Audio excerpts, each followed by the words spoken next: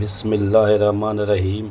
शुरू करियां थो उन रब करीम जे नाले सां जेको निहायत ई महिरबान ऐं ॿाझारो आहे।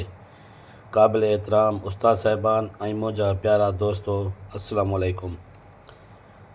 दोस्तो, अॼु मुंहिंजी तक़रीर जो उनवान आहे मज़दूरनि जो आलमी ॾियारो, ऐं मां हिन तक़रीर जी शुरूआति हिन शेर सां कंदुसि। महिनत जा हथ तक़दीर बदिलाइनि था, महिनत जा हथ तक़दीर बदिलाइनि था, ख़ामोश रही बि दुनिया संवारनि था। पसीने जे हर फुड़े में लिकल आहे कहाणी, पसीने जे हर फुड़े में लिकल आहे कहाणी, जे धरतीअ खे सोनहरी ख़्वाब ॾेखारनि था।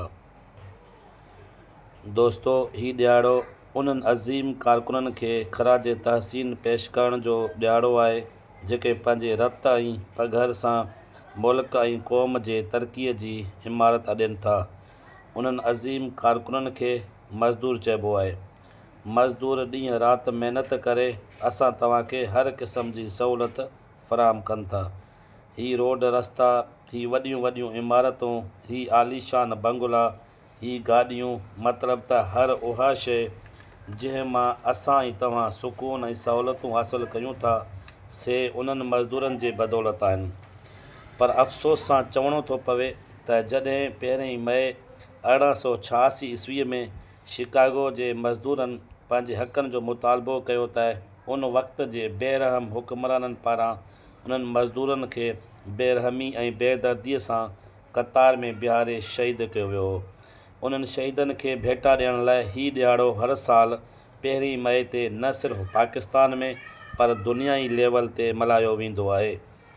दोस्तो, असांखे घुरिजे त न सिर्फ़ु हीउ ॾियारो मल्हायूं पर मज़दूरनि जे हक़नि जो एतिराम करियूं, उन्हनि खे मुनासिब मज़दूरी ॾियूं, उन्हनि खे मज़दूरी वक़्त ते अदा करियूं, उन्हनि जी इज़त करियूं, छाकाणि त असांजे मज़हब इस्लाम बि मज़दूर जी अज़मत ते तमामु घणो ज़ोर ॾिनो आहे ऐं नबी अकरम सल्लल्लाहु अलैहि वसहबी वसल्लम जो फ़रमान आहे त मज़दूर खे संदसि मज़दूरी पघर सुकण खां अॻु अदा करणु घुरिजे। दोस्तो, मज़दूर सिर्फ़ु हिकु कारकुन नाहे पर हू समाज जो बुनियादु आहे। मज़दूर उहो कारकुन आहे जेको पंहिंजे ख़ानदान जे ख़ुशियुनि लाइ पंहिंजो सुख क़ुर्बान करे थो। मज़दूर उहो कारकुन आहे जेको सख़्तु गर्मी ऐं सर्दी में बि कमु करे थो। मज़दूर उहो कारकुन आहे जेको पंहिंजी महिनत सां मुल्क जी मईशत खे मज़बूत बणाए थो। दोस्तो, ॻाल्हियूं त घणियूं आहिनि पर वक़्त खे नज़र में रखंदे आउं पंहिंजी तक़रीर हिन शेर सां ख़तमु कंदुसि। हू सिज में साड़जनि था त जीअं असां छांव में वेहूं, हू सिज में साड़जनि था त जीअं असीं छांव में वेहूं, हू बुख बर्दाश्त कनि था त जीअं असीं सुकून सां जियूं। उहे ई त आहिनि हिन धरतीअ जा असुल हीरो, उहे ई त आहिनि हिन धरतीअ जा असुल हीरो जे पंहिंजी महिनत सां सभु ख़्वाब सच कनि था।